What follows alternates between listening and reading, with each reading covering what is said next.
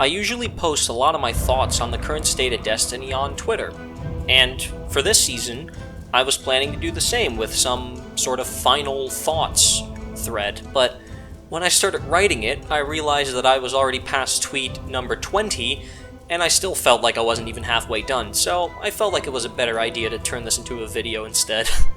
The background footage will just be me playing some of the seasonal content, so feel free to just listen along, put in your headphones, and take your eyes off the screen.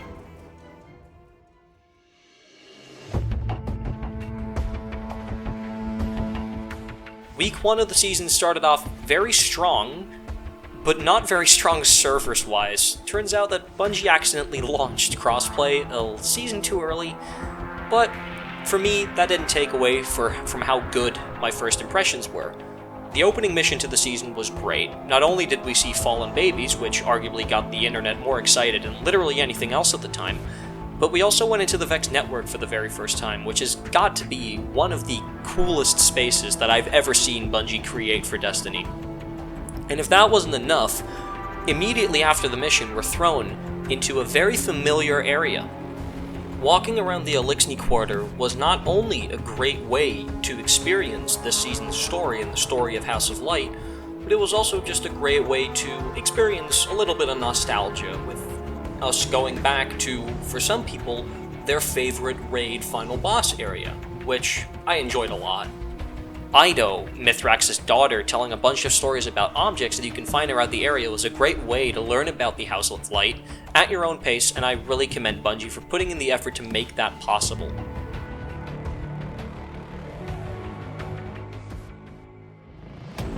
Of course, Week 1 also came with a brand new seasonal activity, Override. While this isn't my favorite activity ever made, I'm just very glad that we finally have a 6-player match-made activity again. When I raid with friends, we often stick around after the raid is completed, but we all branch out to do different things because there isn't another activity that can hold all 6 of us, except for, Crucible, which I don't have to explain to you why that isn't a good idea. This season, I found myself doing a lot of Override after we were done with the raid, and whilst we were mindlessly grinding Override, we will just talk to each other and, vibe. I do think that this does mean my opinion on the activity is a little bit biased, because many people don't have the ability to gather a full stack of 6 players for an otherwise match-made activity. However, I personally enjoyed farming this one out a lot. I do have a few gripes with it though. First of all, enemy density is just too low. Often enough I found myself struggling to even see an enemy that I can shoot, since they're mostly getting spawn killed without any chance of surviving, especially when you're playing in a 6-stack with builds that are so cracked they can single-handedly kill God. Season of the Chosen, to me, really set a precedent for what future activities should look like in terms of enemy density. Every player should have enough enemies to kill that it feels like no one is robbing them of their fun.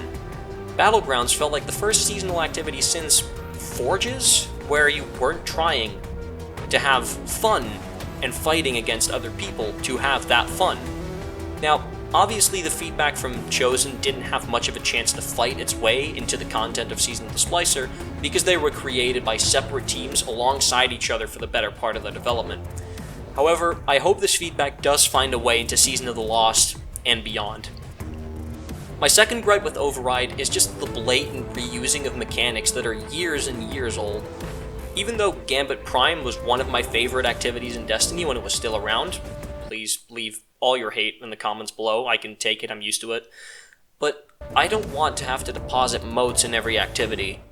In Gambit, depositing motes is something that's perfectly woven into the rest of the mode, since you pass the bank every single time you move from enemy area to enemy area.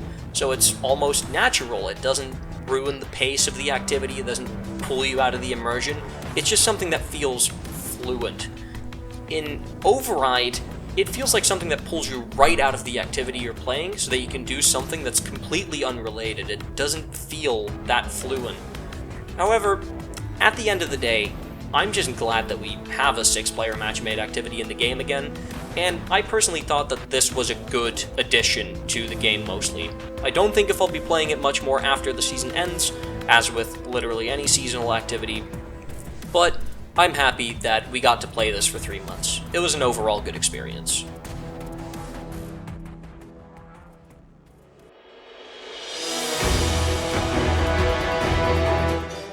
Week 2 started with a new story quest, as did every other week for the first 8 weeks of the season. The reason why this season, in my opinion, is the best Destiny storytelling has ever been is because you don't need to wait 3 weeks in between major story events every time. It's a fluent story from one week to the next all the way through until the end. Something important is happening every week, and it makes you want to log in every time to see what's going to happen now, kind of like watching a Netflix show. This week's story focused on the relations between the House of Light and the important figures of the city, namely Osiris and Saint 14. I absolutely love the arc of Saint 14 and Mithrax, from being enemies to best buddies, but I'll talk more about that later. They did a great job this week at explaining why the Endless Night is such a big deal and why it's such a problem, with it draining the resources of the city at an alarming rate, putting everyone's health at risk. Not only do these resources need to keep the citizens of the city alive, but now they also need to keep the Elixni of House Light alive. The way that they've woven the consequences of the Endless Night perfectly through with the conflict between humanity and the Elixni it's just really well done, and I think it made for a great seasonal storyline. Once again, props to Bungie and the writing team for that one. Later in Week 2, my almost favorite piece of content from the season launched. It was the return of the Vault of Glass raid. Initially, I wasn't expecting Bungie to change as much to encounters, since it would be a design nightmare to go through all of those changes and still making them work, but they delivered a lot more changes than I thought, but still remained true to the original experience. The Day 1 experience of Vault of Glass was great if we didn't need to clear the raid twice. Our team beat Atheon in normal mode after about 8 hours, and we were all incredibly happy that we beat Atheon, but that happiness didn't last longer than 5 minutes, because we realized we had to do it all over again, but this time with challenges to get the emblem. We ended up finishing in just over 15 hours, but I feel like this experience would have been a lot better for many players if it was just one completion of the challenge mode without the requirement to complete it twice. Regardless, I absolutely love what they did with this raid, and I cannot wait to see another Destiny 1 or even Destiny 2 raid return with the same treatment.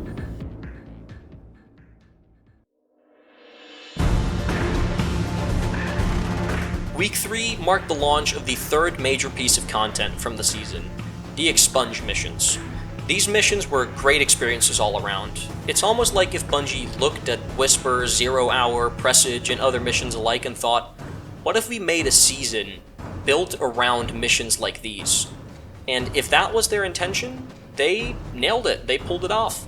Not only did the jumping sections give me the same feeling as those aforementioned secret missions, but each mission also introduced a fun new mechanic to play around with. And it feels like a lot of effort went into these missions, but it's a shame that for most of the season, you really had no reason to run them outside of the one time for the story quest. And the moment that you did get a reason to run them, we only kind of really ran one and we just did a speed run of it, because it was the most efficient to farm, but more on that later. Week 3 also saw a character that I thought we would never hear from again in the game really speak her mind about the alliance with the Elixni. Lakshmi 2 broadcasted the first of many radio messages to the people of the city, telling them that this alliance was outrageous and everyone should do their best to get the Elixni out of the city as quickly as they came in. Bungie seems to be able to do a very good job at creating a character and then getting everyone to hate that character. They did this before with Ul'jin and Forsaken, and it's definitely helped them write a good sub-villain here. While Lakshmi isn't the main antagonist in the story, she certainly did a good job at representing the amount of expected fear and anger that would come from the civilians after this alliance started. I wondered from the minute that they released the trailer how they were going to handle this fear and this anger from the civilians, but through Lakshmi, I think they did a really good job at it. Week 4 was another big story week. This was the week in which Mithrax told us the story about the Saint and how they too have to live alongside their monsters in a masterfully illustrated cutscene. This was really the turning point for Saint to start seeing Mithrax as a proper ally, rather than someone who he was kind of indifferent about. In Week 5, this story was further developed when Saint spoke his mind about what Mithrax told him. We all know Saint has a soft spot for protecting the children of the city, so it's obvious that seeing Lixney children tremble in their fear at the mere sight of Saint obviously struck an emotional chord. Saint's character development here is once again incredibly well done. Turning one of the most well-known Elixni murderers into the best buddy of the Kelef House of Light was a very risky storyline, but they executed it perfectly. Around this time was also when I finished my transmog bounties on my Titan. While I personally don't care that much for fashion in Destiny, I do feel bad for the people that do, because they were robbed of an amazing feature this season. While Transmog adds a variety of very much needed quality of life, like the appearance screen and the infinite shaders with no cost, the grind behind it was laughable. Luckily, the Synthstrand requirements to purchase the bounties will be eliminated next season, which means you can easily finish your bounties in the first week without that much effort, but regardless, the limit on the amount of Synthweave you can earn every season still sucks for those who want to go all out. However, this is going to be a very big hot take, so please bear with me. All of the content in Season of the Splicer is offered to you for $10, and if you buy the deluxe edition of Beyond Light, it's even less than that. Personally, I think that's a steal. Bungie is able to make this content so cheap because it's not their only source of income, and in fact, it's not even their main source of income. So, if Bungie wants to give us more cosmetic options without affecting the amount of content that they produce for a given season, and because of that they can keep the price low for that season, I'm all on board for it. Obviously, there's a very clear line that shouldn't be crossed, looking at you, Destiny 2 Year 1, but I feel like the current state of monetization in Destiny is pretty healthy both for the developers and the players. But if you disagree, feel free to leave your lazy dev, just want to make more money comments down below. I will definitely read all of them and respond to all of them.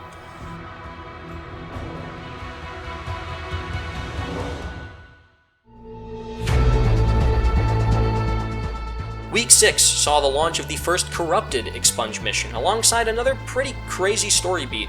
We finally found out that the Vex mind in charge of the Endless Night was Kuria, a taken Vex Hydra under the control of Savathun. Of course, hearing these two names spoken by characters in the same sentence should already be enough to get any lore fanatic jizz in their pants, but the way that they're hyping up Savathun's true reveal ain't too shabby either.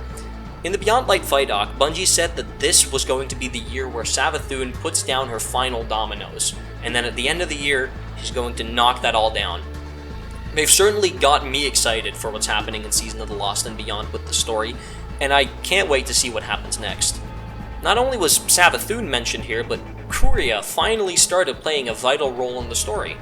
She was not only the mind behind the time loop in the Dreaming City, which I'm very interested to see what happens with now, because Kuria's dead, but she was also behind Savathun's only remaining way to take, as she could simulate Oryx's abilities to take.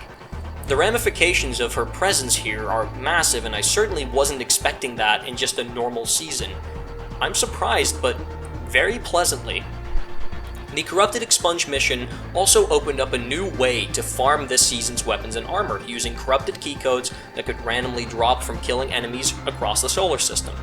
This drop rate, though, was abysmally low, but luckily it was quickly increased.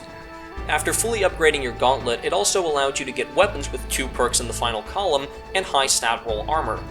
While this sounds nice on paper, you were limited to 3 drops a week, and I generally found myself only getting armor, which is something that I already have an abundance of now that sunsetting is no longer a thing.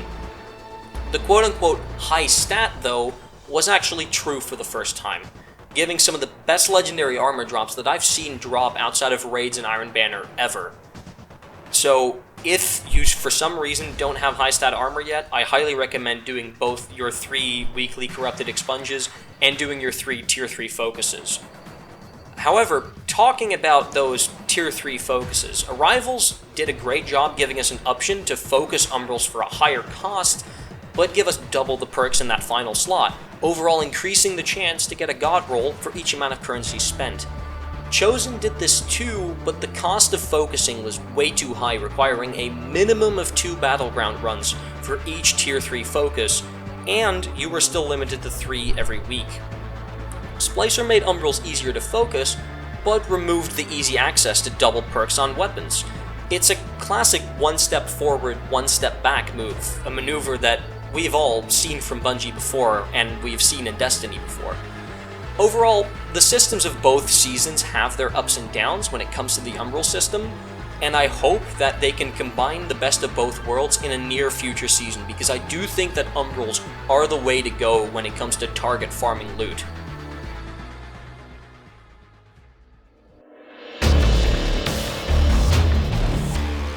Week 7 was a rather empty week, with the only major events being the second Corrupted Expunge mission and the launch of GM Nightfalls.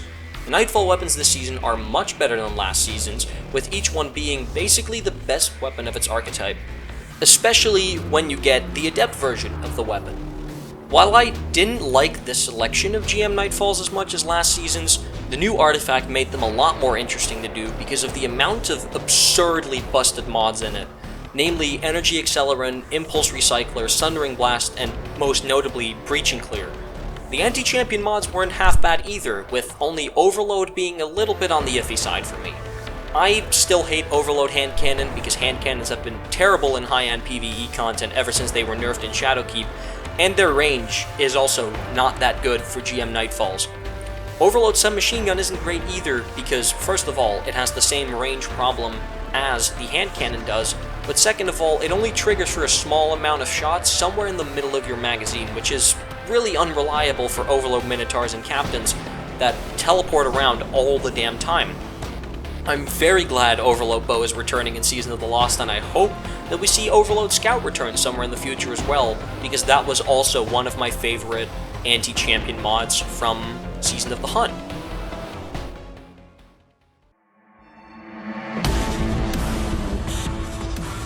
Week 8 was finally the time where we would take on Curia. I personally enjoyed going through mini challenges copied over from the previous Expunge missions, and the boss fight mechanics weren't too shabby either, with many mechanics from the 3 previous Expunge missions being combined into one fight. I was a little disappointed by the difficulty, but for a mission that's mainly supposed to give everyone an ending to the season, it served its purpose properly. I'm also not too bummed out about the fact that Curia was a story mission boss fight, because for the exact same reason, people need an ending to a story. Even though Curia has been hyped up for multiple years now, she's served her purpose, and at the end of the day, she's just a puppet of Savathûn in the grand scheme of things, and it's just one roadblock of many that we will probably still have to face before we can get to Savathûn in Witch Queen, if we even get to her in Witch Queen. I am interested to see what this means for Savathûn and the Dreaming City though, but obviously, since we've gotten a teaser for Season of the Lost now, we will find out about that next season.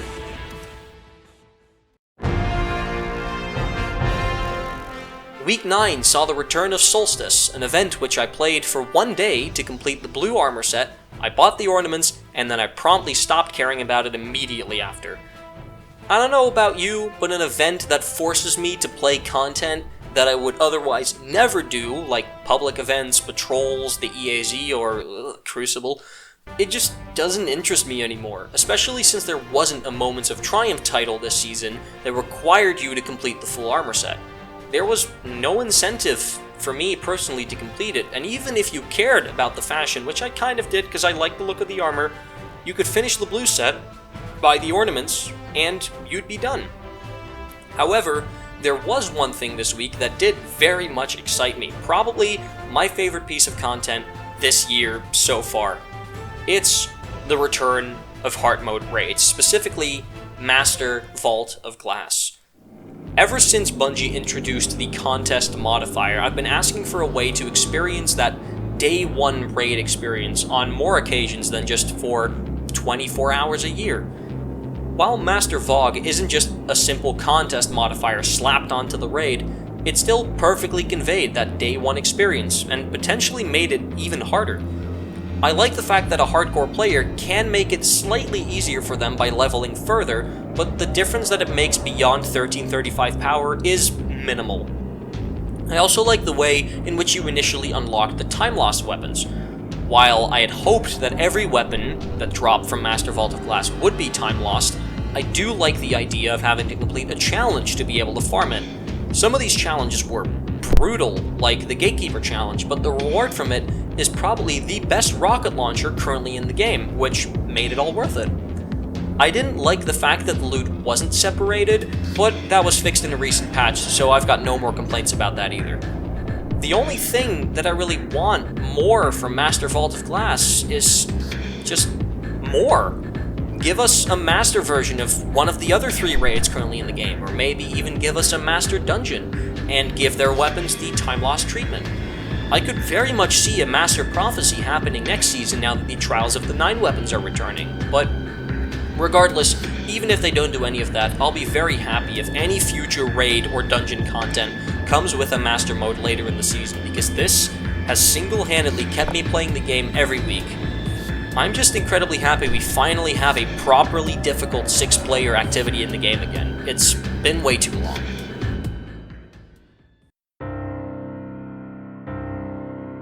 That was mostly it for the season. The rest of the season consisted of me playing Master Vault of Glass every week and farming the GM weapons. I'm personally all for front-loading the seasonal story with new stuff every week and have it end halfway through the season rather than spreading it all out with 2 to 3 weeks between major events. The latter just ruins the pacing and sometimes ruins the story altogether.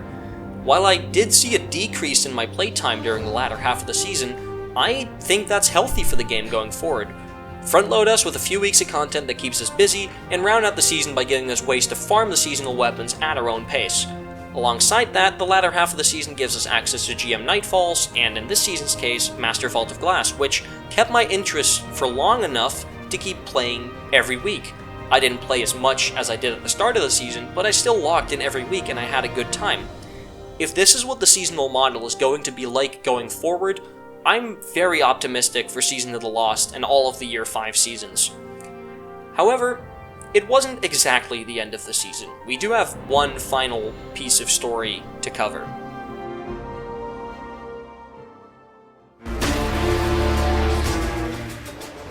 In the penultimate week of the season, Bungie wrapped up the final storyline that was still a loose hanging thread.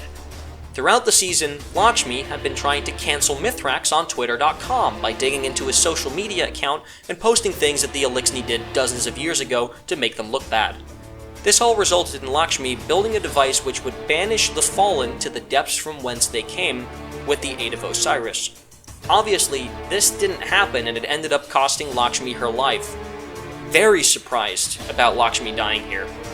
While I was expecting Lakshmi to do some sort of overthrowing coup kind of thing, I was not expecting her to lose her life trying to do it.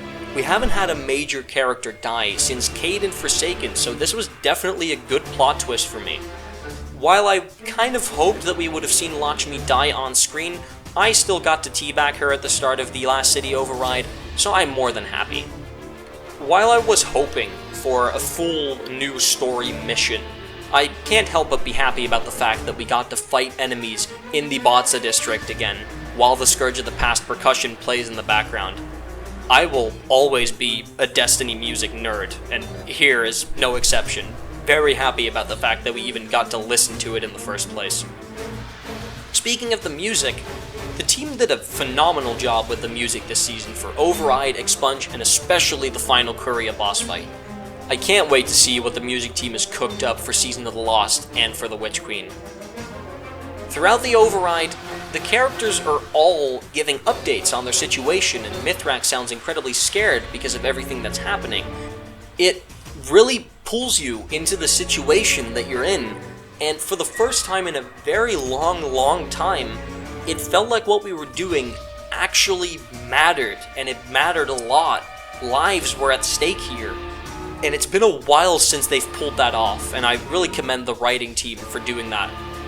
Once the Override was over, we were shown possibly the coolest and most hype cutscene that I've seen in the past few years of Destiny. Seeing all of the characters that we've grown to love over the course of the last few seasons fight together to stop the Vex invasion was one hell of a good time. I was audibly cheering and clapping when Ikora threw that Nova Bomb and came floating down onto the battlefield. This cutscene also confirmed many suspicions that have been building up over the course of the entire season. Osiris might not actually be who he presents himself as. The running theory right now is that Savathun has taken over his body, but for all we know, he could be literally doing anything else. All that we know is that he's left the city to go somewhere. The cover art of Season of the Lost practically confirms that it's not going to be long until we find out what he's been up to, and I cannot wait to see what this story thread that has been building up ever since Season of the Hunt is going to lead to. Finally, during the last weekly reset, we got a small quest to visit a memorial in the tower to commemorate the alliance between humanity and the House of Light, creating the now newly formed House of Silence. To me, this felt like the perfect, almost emotional ending to the story of this season. It was a great way to remember the journey that we and the Elixni took to get here. The memorial also seems to be growing every day as new people lay down candles and flowers and pay their respects to those who had fallen during the Endless Night and the Vex invasion on the Elixni camp. I've said it before, but this season to me has been peak Destiny storytelling. If this is the standard for the story going forward, I've said it multiple times, but I'm incredibly excited for what Witch Queen will bring. To close out my thoughts, Season of the Splicer wasn't a perfect season, but Bungie made great strides on almost every single front of the game. Most of the weapons that we got this season, from the seasonal weapons, to the reprised Future War Cult weapons, to the Vault of Glass weapons, the Nightfall weapons, all of them felt really, really good, and some of them were the best weapon that we currently have of their archetype. Stasis was finally put in a somewhat acceptable state in the Crucible after Bungie was able to pull a patch that wasn't supposed to come until in a few days, pulled it forward so that we could have a more balanced Crucible experience sooner. Vault of Glass was a great evolution on the original experience, and also the first time that we've gotten a raid in the middle of the year since Crown of Sorrow, which is 2 years ago at this point. And the Master Mode of Vault of Glass finally gave me the experience that I've wanted to have permanent access to for years. The storytelling was near flawless and improved even more over Chosen Story in my opinion. Everything flowed so well into each other, and it felt like we finally reached a culmination when it comes to humanity and the Elixni finally coming together to form an alliance. It almost feels like this has been built up over years, basically since Destiny launched, and I'm glad that we finally got to see the conclusion of that. And it's probably not even the conclusion, since Mithrax is going to be an important character from now on. There's a lot more places where the game visibly improved, but I am nearly 4,000 words into the script, and I just want to get this video over and done with before the end of this season, so I'm going to leave it at that. Final thoughts: good season. Please continue this trend of seasonal content, evolve on this, iterate on this, and I think that you're going to keep me a very happy Destiny player. I'll probably do a small first impressions video on Season of the Lost combined with my thoughts on the reveal stream a week or two into next season. But I don't know if I'll do that because I don't know if you like these type of videos. So if you do like these type of videos where I express my thoughts in a more proper way than a 30-tweet long Twitter thread, feel free to let me know. I'd love to do more videos like this in the future. Thank you all for watching, and I'll see you all next time.